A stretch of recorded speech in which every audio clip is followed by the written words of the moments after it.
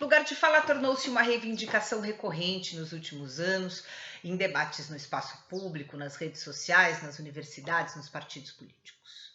No livro O que é Lugar de Fala, de 2017, a filósofa brasileira, nascida nos anos 80, Djamila Ribeiro, recorre às suas fontes teóricas e filosóficas para tentar elucidar o que está em questão na fala "Este é o meu lugar de fala".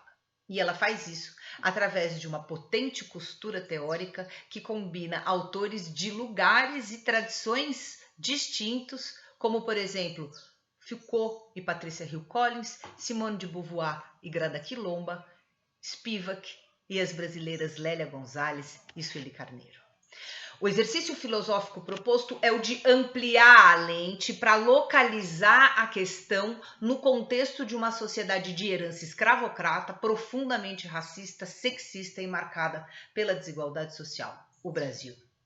Trata-se de trabalhar o tema à luz das relações de poder vigentes e de uma estrutura, que privilegia certos grupos em detrimento de outros e, portanto, que legitima certas falas, discursos e narrativas, ao passo que silencia outras falas, discursos e narrativas. São esses outros que Djamila Ribeiro traz para o centro da sua reflexão.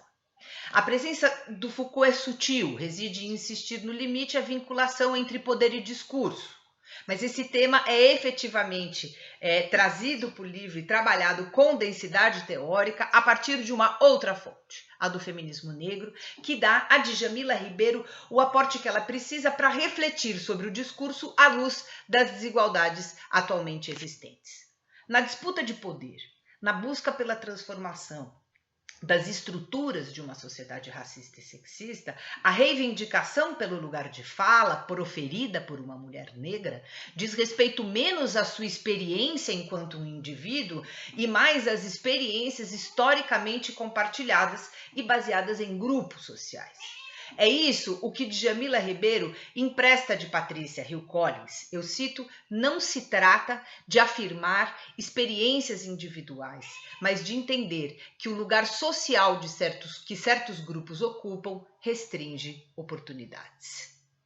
Ao colocar o foco nas bases estruturais das desigualdades e não nas identidades individuais, a teoria se mostra, no meu entendimento, mais apta do que outras vigentes para lidar com a disputada questão das lutas identitárias. E, ao mesmo tempo, também consegue marcar posição tanto com relação ao marxismo ortodoxo, quanto com relação aos feminismos mais liberais e, portanto, individualistas, ou aos feminismos mais pós-modernos e, portanto, pulverizadores.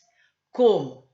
Com uma abordagem mais complexa do que as sustentadas por essas vertentes a respeito da desigualdade e das relações de poder existentes em sociedades que, além de capitalistas, são também racistas e sexistas. Isso significa que, para compreender o que fala uma pessoa, é preciso compreender o lugar social do qual ela fala, o que, por sua vez, implica compreender de que modo essa pessoa é afetada não por um marcador social, a classe, como querem os marxistas tradicionais, ou o gênero, como querem as feministas tradicionais, mas o modo pelo qual essa pessoa é afetada pela intersecção de gênero, raça e classe. Ora, para onde está orientada a teoria? Para a transformação da sociedade, claro.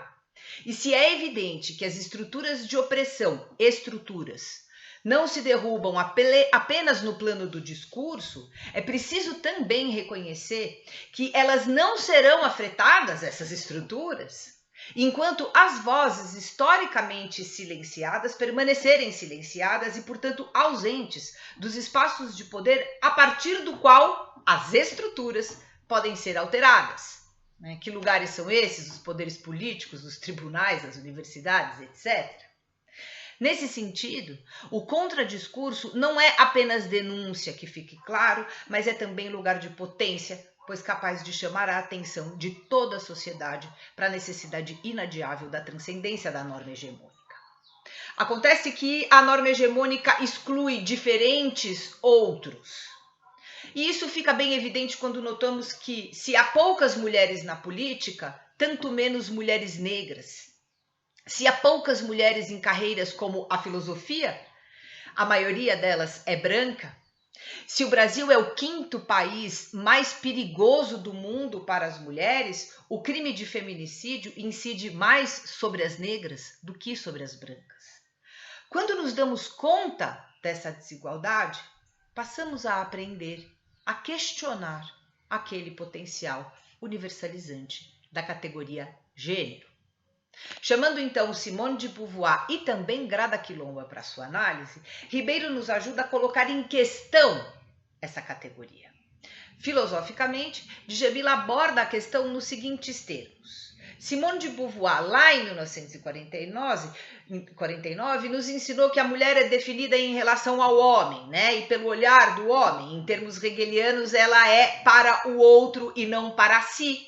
A mulher é o outro do homem e o lugar que ela ocupa na sociedade é fixado por uma norma masculina. Ok, mas de qual mulher nós estamos falando?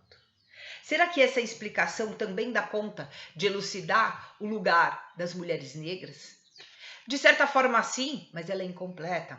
Afinal, como diz Grada Quilomba, sendo mulher, ela é o outro do homem. Mas sendo negra, ela é o outro da mulher branca. Se a mulher branca é o outro, a negra é o outro do outro. Ora, é impossível negar que os seus lugares sociais sejam distintos. Portanto, para a transformação de uma sociedade como a nossa, é urgente sim construir novos lugares de fala com o objetivo de possibilitar não apenas a voz do outro, mas também a voz do outro, que de modos distintos ficaram de fora da normatização hegemônica. Na minha interpretação, uma das grandes contribuições desse livro está justamente em reafirmar a importância das diferenças e confrontar todo tipo de universalização excludente, sem, entretanto, recair no vício de exaltar individualidades ou comemorar a diferença por ela mesma. Ao contrário, o que Djamila almeja, assim me parece, é que a construção de outros lugares de fala venha a permitir que as experiências, as realidades, as vozes, os olhares, até então deslegitimados, possam aparecer na esfera pública e contribuir para ampliar a nossa mentalidade e promover mudança tanto cultural quanto política. Sublinhar diferenças e desigualdades não para produzir divisões infinitas, mas para enriquecer e tornar mais complexa a nossa compreensão da desigualdade. Djamila Ribeiro também é autora de Pequeno Manual Antirracista e de Quem Tem Medo de Feminismo Negro. Vale a pena, abre muito a cabeça.